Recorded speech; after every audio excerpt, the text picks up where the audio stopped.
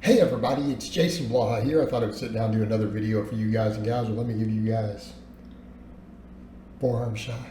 Forearms are on point. I just realized you guys can see the edge of my watermelon.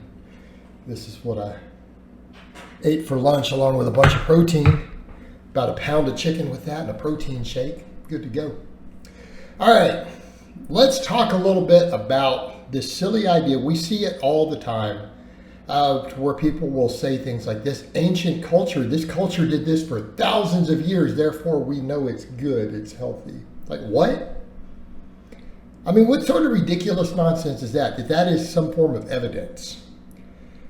Now, people will jump and say, so you're saying that we today, we know everything and that ancient cultures didn't know anything. That's not what I'm saying. They knew some things. We know more than they did. We still have a lot to learn. But when people work off this bizarre idea that people had mystic knowledge, they were still discovering things. Just like I've said, the ancient Greeks absolutely learned about and started writing about progressive overload. So we give credit for that even when it comes to sports science. You know, with Milo and the Bull, I've done videos on that, right? They discovered things related to that and they figured it out. But it doesn't mean that they were the pinnacle of knowledge, okay? They learned a lot of things about mathematics. We still use some of that, but it doesn't mean that because discoveries were made that we didn't then build off of and learn more since then. Like we today know way more about physics, way more about biology, way more about the natural order of the world and the universe around us than they did, because we've built upon knowledge and we've taken other tools and measured things, we quantify things. And do we have a lot more to learn? Absolutely. We're certainly, I hope that we're not at the pinnacle of human knowledge. I would like to think, if we don't wipe ourselves out, that we will continue to grow in knowledge. And that in another 1,000 or 2,000 years, we will probably know 10 times more than we know today. I hope that we do. But you can't use that as evidence. And I'll give you guys examples of stuff I've seen in all my comments. Forearm looking good there. I'll give you guys examples. Yoga, fasting, these are all examples. Like I saw one in the comments and someone said, yoga, I don't have a problem with yoga. I don't think yoga is a bad thing. Do I think it's particularly great or useful? Probably not. Might be good for relaxation, might be a little bit of flexibility to be gained from it. I see no problems with that. Okay, so I want to be clear there. Look, if it helps you relax and it gets you to be non-sedentary, okay, that's a good thing. So I'm not going to stand here and say, oh, it's pointless. But as far as it having some amazing health benefits over other exercises, that's not even close. It doesn't compete with strength training as a real form of exercise by any stretch of the imagination, or even with any sort of high intensity cardio like sprinting or anything else. It doesn't compete with that. We need to be absolutely clear on that. Might have some decent flexibility stuff and it's better than being sedentary. But again, if it helps you relax, probably not a bad thing. Relaxation is good. We've figured this out. Guess what? Anything that helps you relax and unstress probably has some health benefits. Okay? Stress is a killer. Stress even causes us to eat badly and overeat. I mean, so it contributes to all sorts of stuff. Absolutely.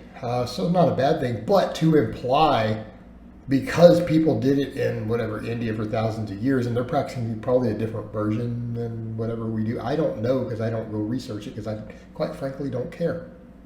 It's just not of interest to me. And I'm not knocking anyone if it is. If it's your area of interest to go study the ancient practices of yoga and learn historically what they did and you enjoy researching that knowledge, more power to you. I see no issue with that. You do you. Not my area of interest, and I don't really care about it. So, that being said, no reason to think that it's anything magical just because people did it. Fasting is another big one. Sorry, got to turn all this AC to get a little loud. Keeps happening. Fasting is another big one. I'm going to make it through this video undistracted sooner or later. Fasting's a big one.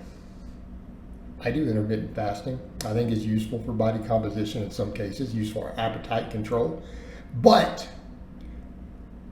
doctors and other people who are con men have tried to spin it as things that the research doesn't suggest, and they play off of that fact. Well, all these cultures around the world have fasted for thousands of years. They wouldn't have done it if there wasn't something to it. Yeah, they would have.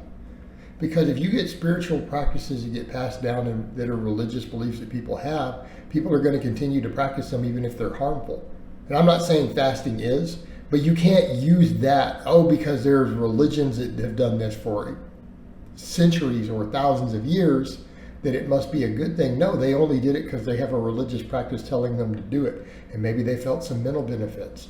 But to stand there and claim that fasting has a bunch of health benefits beyond its ability to help regulate calories, might be slightly useful in some cases for a little fat loss, because those cultures didn't know, because those cultures didn't have ways to measure this stuff. And you can't say because they've survived, because that's the only logic. Well, if it was really bad for them, it would have killed them out. Maybe, maybe not.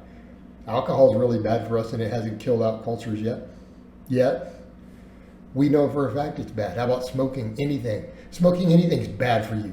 How many people have done these things for thousands of years? Using that logic, we could take things like alcohol that we can measure in the body, the negative effects. We know how harmful it is. A lot of people deceive themselves about what the research says. The research is pretty bad. We know alcohol is bad for you. We see the real world examples of alcohol being bad for you. Cultures have done it for thousands of years. So you can't say, well, they wouldn't have kept doing it, because some of them even believe, it helped with certain different issues. There have been certain supposed medicinal benefits of alcohol. But it's a poison. It's an addictive poison that also affects you mentally. It's a depressant, can cause lack of inhibition, cause violence, all sorts of things. In addition to the fact that it is literally a poison. So using that sort of logic that people use for these other things, you would be saying alcohol is good for you. Well, we know it's not. And anyone who's telling you that alcohol is good for you is a evil, bad piece of crap who is causing harm by spreading that awful message. Alcohol is terrible for you. Given, if I had a say in it, we'd get rid of it. It'd be gone. My personal opinion. Notice, but that's all it is. See, that's an opinion. Just like, I think yoga is great, or I think yoga is dumb. Those are opinions. Opinions are not facts. And opinions about things like, well, if this culture did it for a long time, it must be, well, we could see tons of things where that's not the case. So that's not logical. That's not evidence. That's not reasonable. Okay, does everyone understand the difference here? All right, guys, but that's really all I have to say on that today. I hope it's been informative. I'll talk to you guys and gals next time.